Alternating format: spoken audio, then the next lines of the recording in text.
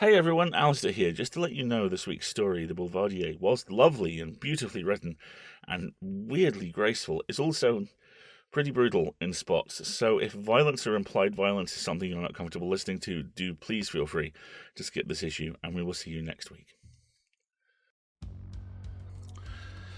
PseudoPod, episode 753, April 16th, 2021. This week's story, The Boulevardier, by David Stevens. Hello everyone. Welcome to PseudoPod, the weekly horror podcast. I'm Alistair, your host, and this week's story originally appeared in the anthology Love Hurts from Meerkat Press. David Stevens lives in Sydney, Australia with his wife and those of his children who have not yet worked out the locks. His fiction has appeared amongst other places in cross-genres, Three-Lobed Burning Eye, Andromeda Spaceways, Vasterian Literary Journal, and Cafe Ariel.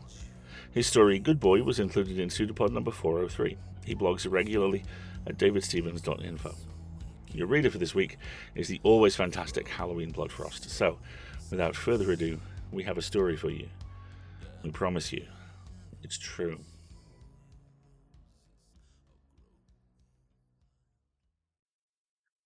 The Boulevardier, written by David Stevens, narrated by Halloween Bloodfrost. My love, I sit on your floor.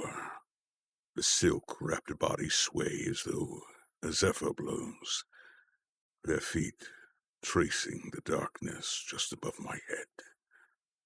The chatterer has ceased for now.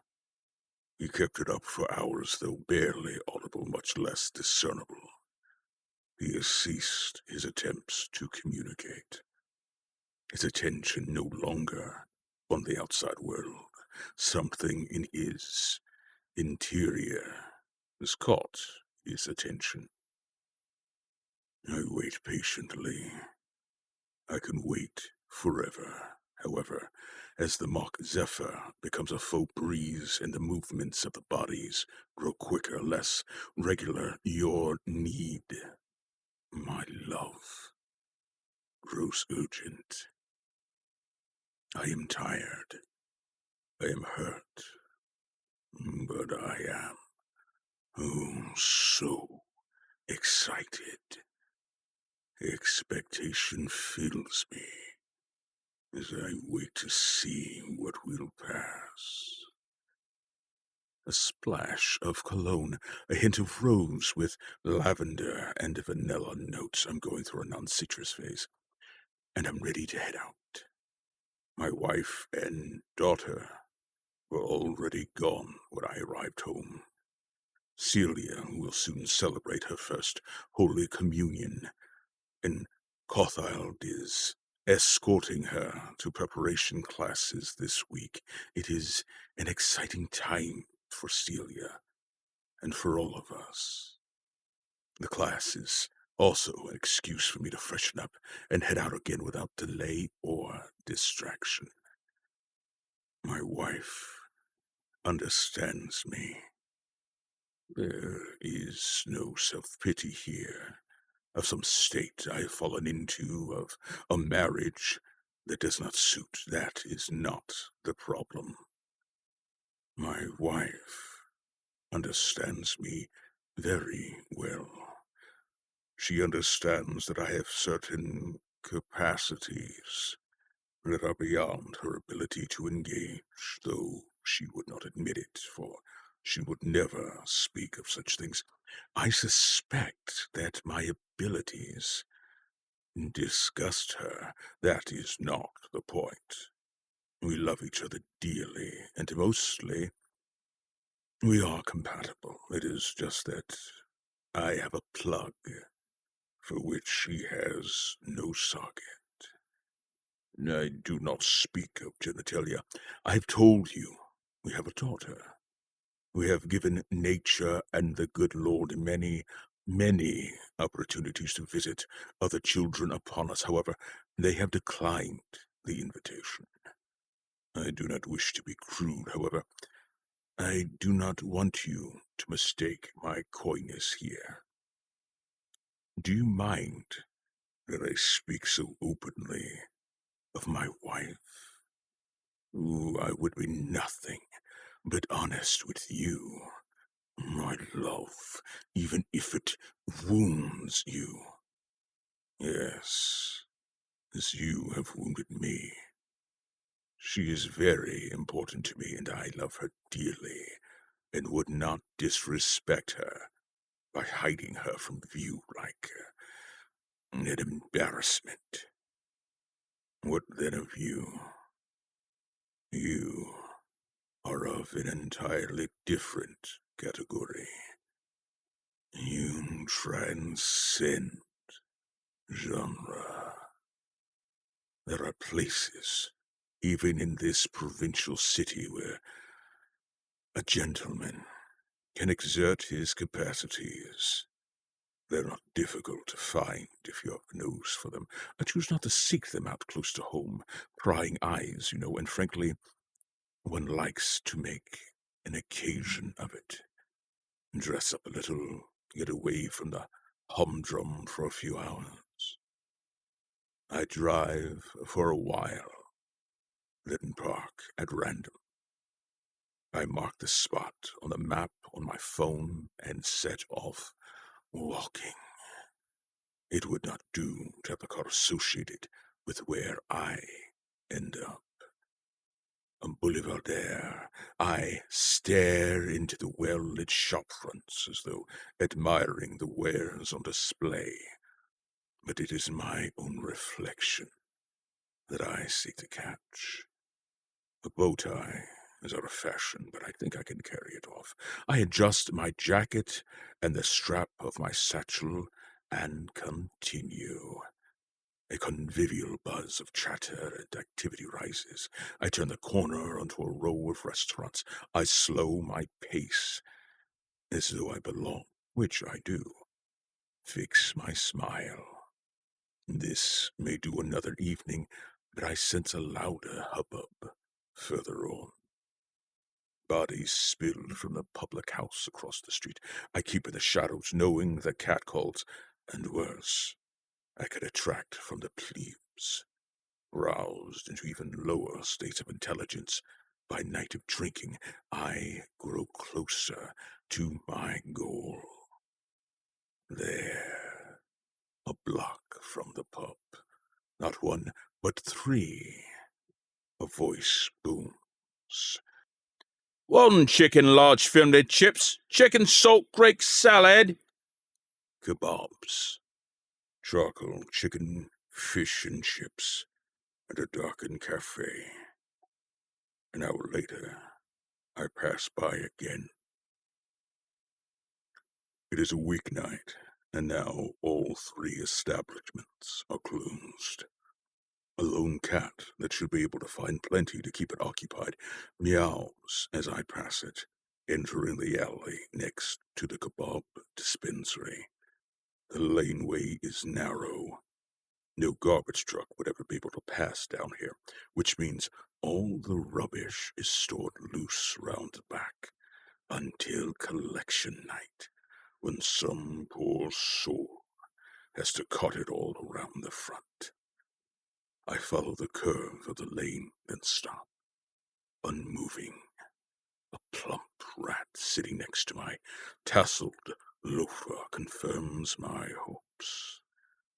Its colleagues run along the edges, the gutter, the intersection of wall and path. The fence line, the ripe aroma blossoms in my nostrils, fills the back of my throat. The scent mixes with my saliva and becomes ambrosia that I suck down. There is an order to be followed. I remove a ball-peen hammer from my satchel and tack a few nails into a lined mortar of the back wall of the cafe. I pull out wire hangers, they suffice for present purposes, and a suit bag, and lay a towel on the ground. It is but a few minutes' work to remove and carefully stow my clothing, taking care with the creases.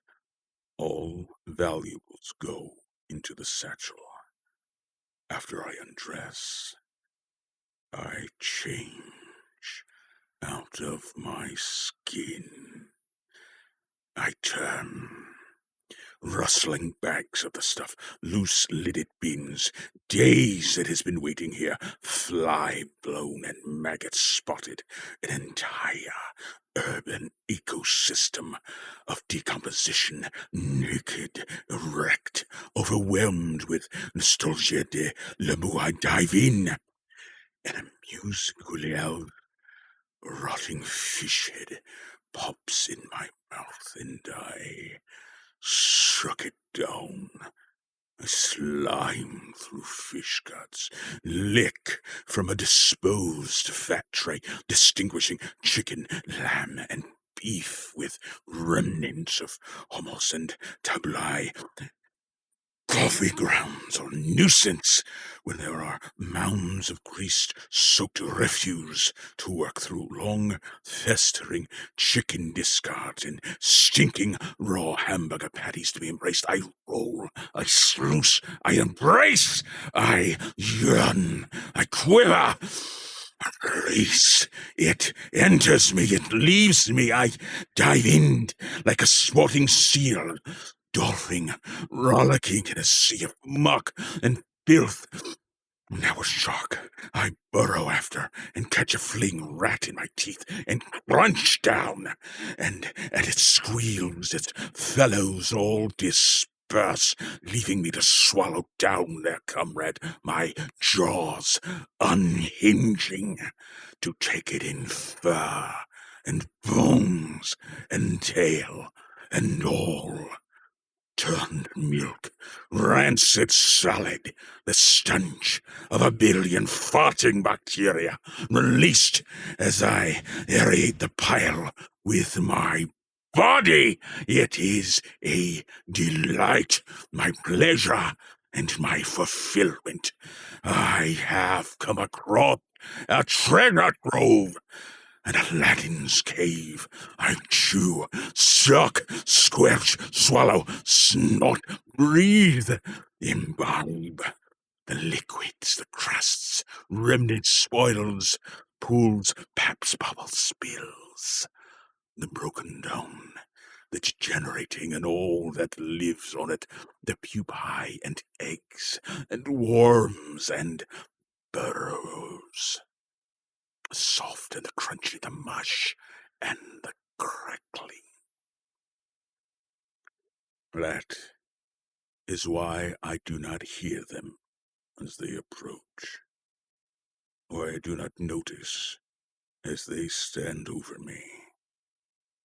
They have been roving the newspapers and tabloids for weeks, identified only by the remains they leave behind.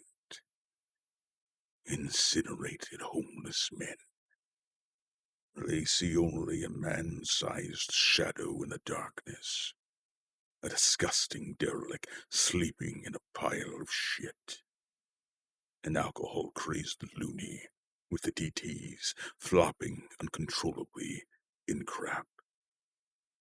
I see nothing, not even as they fire their industrial-sized water guns, the type normally reserved for armed combat in swimming pools. Perhaps I noticed something damp between my plates, but I doubt it, immersed and distracted as I was. It was not until the first licking of flames that I reacted, and that unconsciously, instinctively. I rolled into a ball, and the armor covered my body. The spirits burned out quickly, and the rubbish pile was not exactly a great source of fuel. They still stood there laughing as I unfurled and stood in the dark, blinded by the fire. They could not make out what had happened.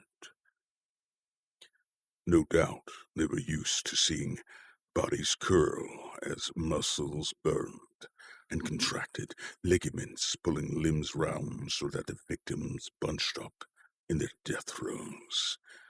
They were busy chalking up an addition to their score. There were aspects of myself I had not yet chosen to display. They did not notice. Now that I was aware, roused from my feasting, I saw everything. The mouth I revealed then is round, a sphincter hole of spined teeth. I took half the face from the first hooligan, and he dropped and screamed, grabbing at a remnant of cheek. I crushed his larynx with a downward thrust of my heel, and after a wheeze or two, the noise stopped. The second ran, but I was on him in a flash, covering him with my soft underbelly, where each individual muscle went to work, turning solid into liquid, releasing his insides as easily as I split garbage bags swollen with the gases of decomposition. How quickly pleasure becomes a chore when it is forced upon us. That which we would have delighted in a moment earlier grows tedious beyond belief when it is a necessity rather than an indulgence. I process the two corpses. I do not seek to discuss, so I shall speak only in generalities. I rendered the boys so that their remains could not be discerned from the general muck and ruin. In the morning, it would appear only that dogs had got into everything, and the greatest impact would be the cursing of the fellows who had to clean it up. The homeless of the city would not know they could sleep more safely. It was only when I started on the third body that I realized I had only killed two of them. When I lifted his head by the hair, a neat flap displayed itself at the throat. I had been aided by an unknown benefactor. Someone had been in the alley with me, someone of skill and talent, at one with the shadows. Only then did I lift my gaze and see your silhouette in the window, my love. Would I want my daughter to take up with someone like me, she of golden curls so much like her mother? I dote on her. No one will be good enough for her. No local coon, no sophisticate wastrel. You suggest there is something wrong with me. My family are cared for. They are safe. They live in love and relative comfort. They are fiercely protected. I can avoid the question. There is no one like me. You can point to my cocooned acquaintances, but they are not me. They failed. They succumbed. They did not act with deliberation. They were led. If you falter, she is La Belle Dame sans mercy. She will not hesitate. She will show no regret. To pierce is her nature, and she will not betray it. Dear Celia, why would you think she is not at least a little like me?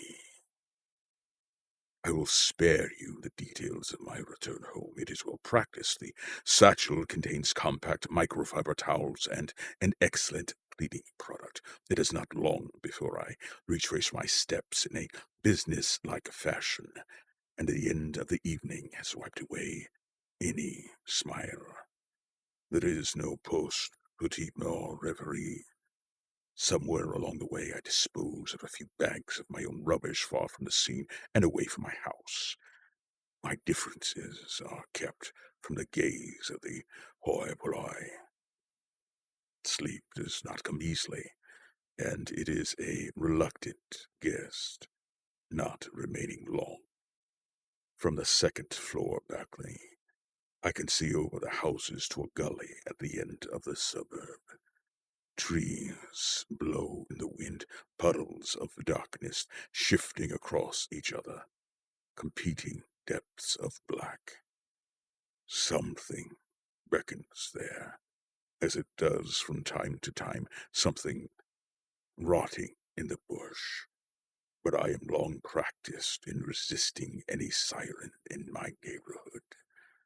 What could it be? A poised dog or a stricken wallaby? Nothing to be excited about. My neighbors sleep. Brian and Janice and their kids and dogs. Charlotte and John. Now he's back from the war or wherever he was. George and Mrs. George, taking their photographs, a dose of morphine to get him through the small hours, no doubt a glass of something for her.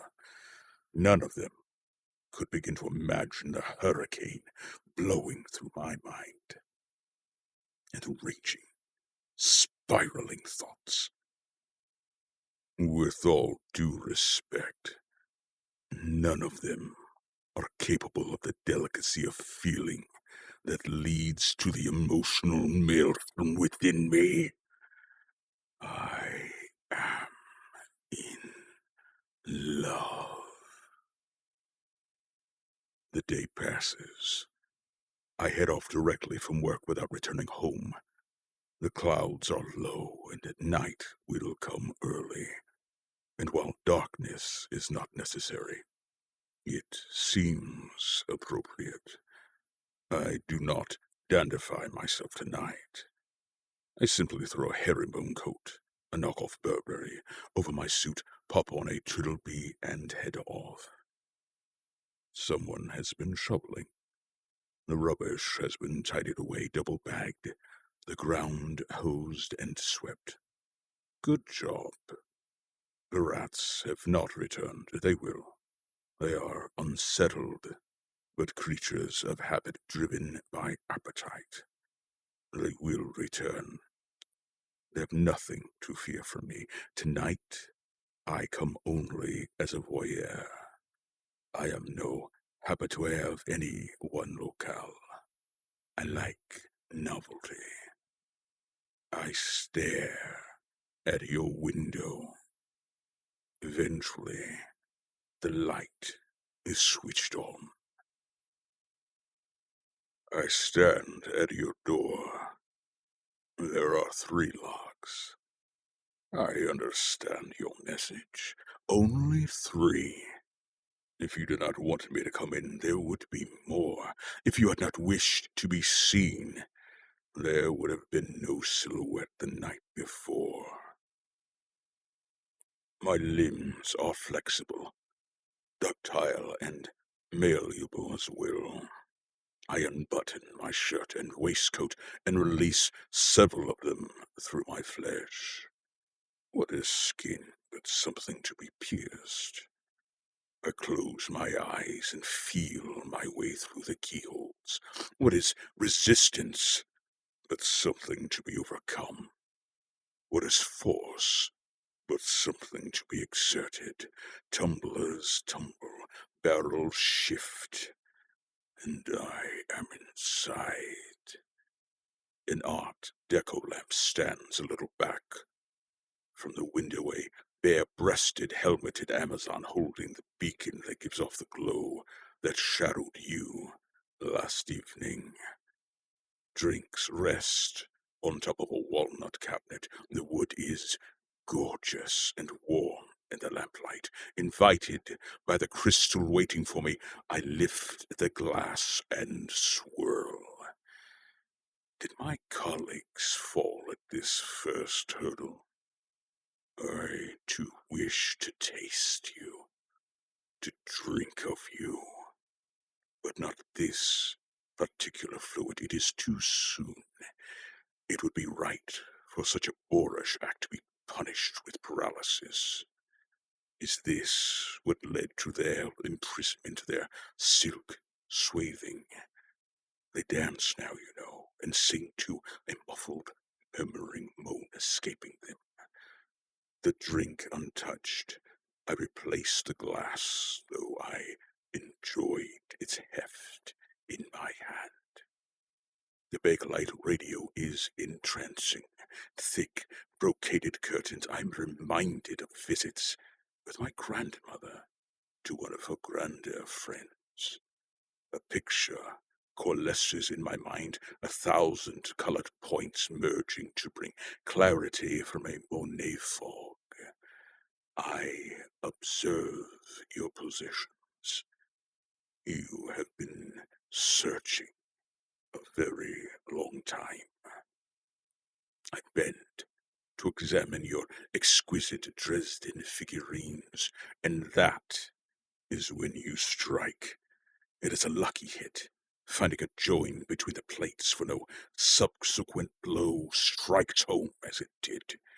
The barb tore as it left my flesh.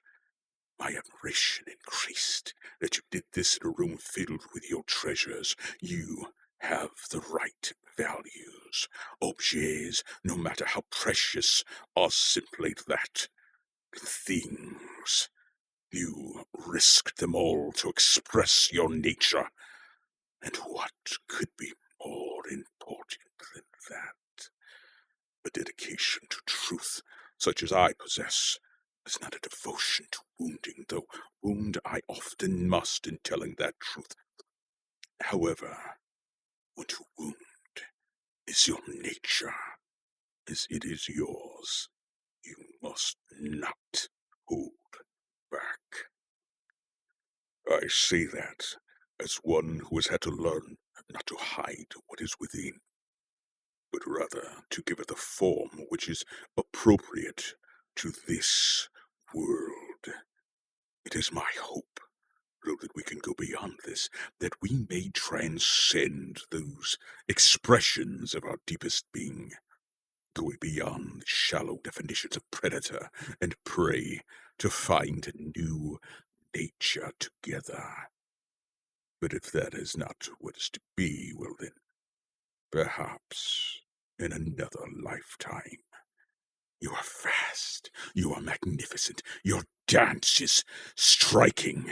Literally so, you thrust, advance, strike, step, strike, swirl, strike. I enter into it with you.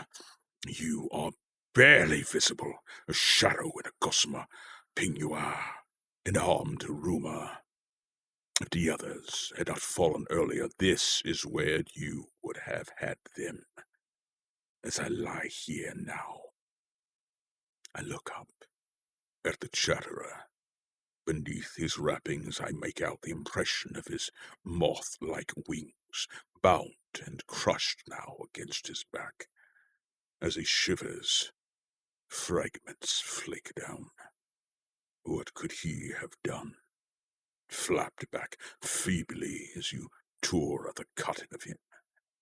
Now he finally has substance granted by the silk with which you have encased him. At last a true skin. I hit back. Would you expect anything less? Would you respect me if I did not? You connect, but you no longer pierce. It is a very long time since anyone had your measure. I suspect the plates hold you off. My limbs are replaceable. In my excitement, I burp, and a gaseous byproduct of last evening's feast escapes. Do not deny it. I see you react to my perfume. You falter, and then my teeth catch, leaving a love bite that will take a long time to fade. In case you do not recognize it, my gaping mouth hole is a smile. In the end, it is a trick, you must admit. I suppose I must admire your desperation, but I confess to a little disappointment. You trip me, and I fall onto my wounded shoulder. Instinct forms me into a ball, then you push and roll me through a secret door. I could never have known it was there. There can be no cheating in life, as there are no rules, but this leaves a bad taste.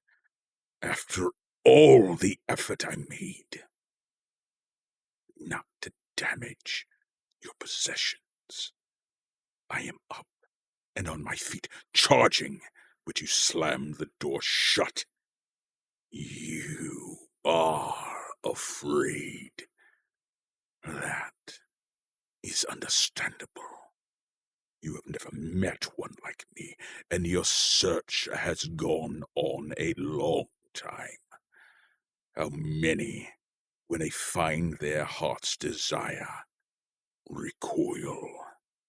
The long search has been everything. The fear that is now over, that life must change, that is a great shock. I am the culmination of it all, and you are afraid. I'm not so sanguine at first, but my emotions are understandable as well. I am hurt, angry. I do not like to be trapped. This is not a natural situation for me either. I rage and yell. I will be missed, you know. The Holy Communion meeting will not last forever. Soon my wife shall return home, and if she does not raise the alarm tonight, she will in the morning. By tomorrow evening at the latest. But in time, I come. I sit with my two companions, though they are not great company. Tall, dark, and silent. He reminds me of a grasshopper, all legs, no brain. Hooked to my right, the murmuring moth to my left. This room is old and purpose-built. The hooks are on a rail set into the ceiling, and of solid construction. Despite myself, I am impressed. I do not despair. My mind turned to deeper things. I meditated upon them, and they gave me comfort. God is a spider. In the end, he consumes us all, and nothing is lost, passing through the purgatory of venom. In his infinite abdomen we shall all be reduced to our essential selves, vanity stripped away, all meshed together. We shall be revealed to each other as we truly are, and that shall be heaven. There is nothing for it but to lie here. I am well feasted from last night. After our struggle, I can do with a rest. My wound will heal, or it will not. I suspect it shall. I am a tough old bird. Although I do not like to be contained, I am in no rush. As my companions shudder and gasp despite their paralysis, things are becoming a little more urgent for you. Stains spread on silk wrappings, blood, and something else. Parts of my friends begin to move independently, and then their garments start to split. It is not an unfamiliar noise, a worrying at the joint of a leg of lamb, a post-mortem parting of weakened flesh, chewing. Definitely the sound of chewing. With a plop, as she hits the floor, the first of your daughters emerges. She is blind, but she smells me and raises her maws in my direction. A playful kick sends her squealing to the door, leaving a placental trail behind. She is wary of me now, but there is no time for that. The second arrives, and they are shaping up to each other, rising off the floor on as yet untested limbs. sometimes. They are like baby gazelles in a room with a lion. If that is, gazelles had teeth as long as the legs and a propensity to attempt to eat their siblings on being born. You are too well prepared. I do not think you are the sort of mother who would let her nature take its course. You would have had a plan to separate them, no doubt, but I have interfered with that. Number 3 falls onto my head and bounces off, but the tang of afterbirth is in my nostrils now. It is in your nature to wound. It is in mine to feast. You do not know me well enough. I do not know me well enough. The great cats, the minor apes, all the males who will, on taking a mate, destroy the offspring of his predecessor. I can rise above that, I think. No, I am sure. That is, sure I can do so within the bounds of a committed relationship. However, lying wounded in a locked room beneath these shivering near corpses as your daughters chew their way out, I do not know myself sufficiently to anticipate how well I can continue to control myself in this situation. We are both to learn a lesson, I suspect, but you may have a little more invested in the outcome than me. What risks will you take? You must come. Your children are here. I am safe from them. Are they safe from me? You cannot know. My love, she will come. My love, what surprises we still hold in store for each other.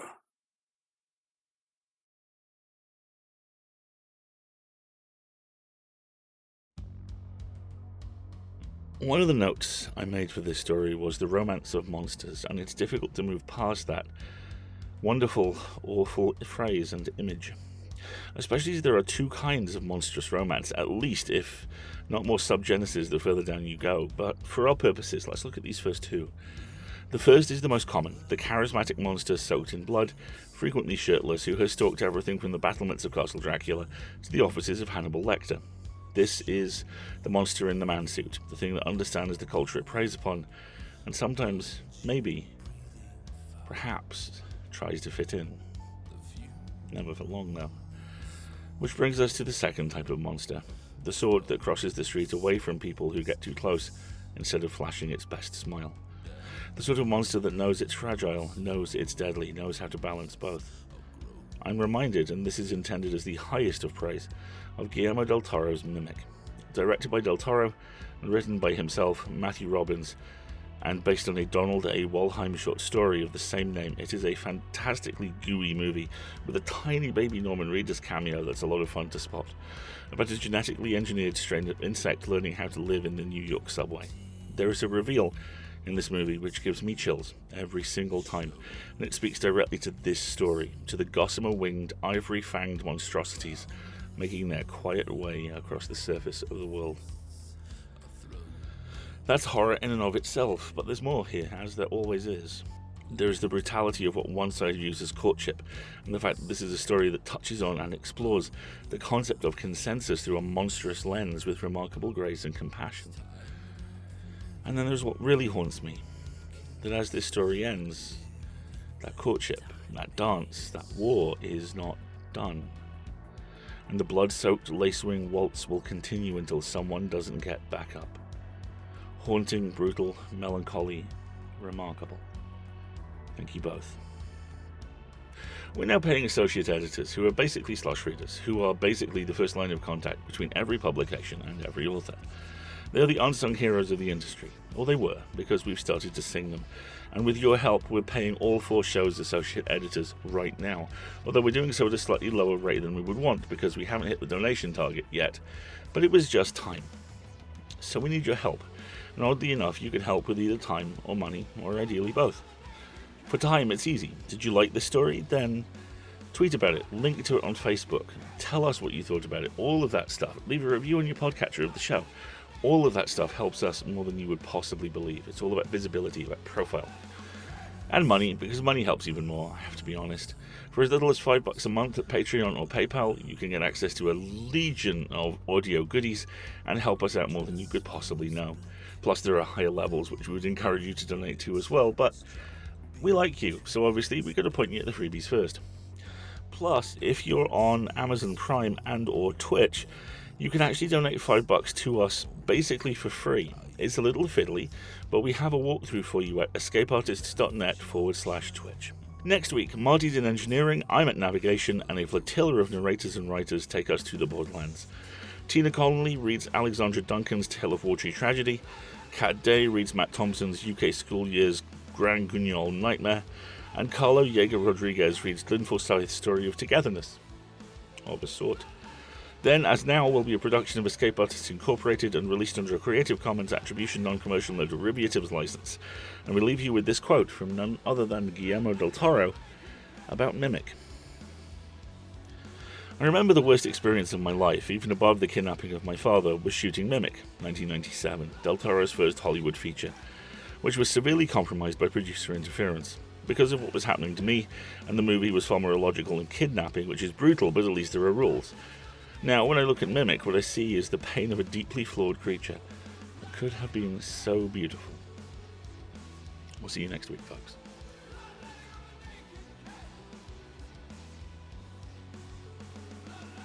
It's a pseudopod. It's a big foot. It's all about podcasts these days.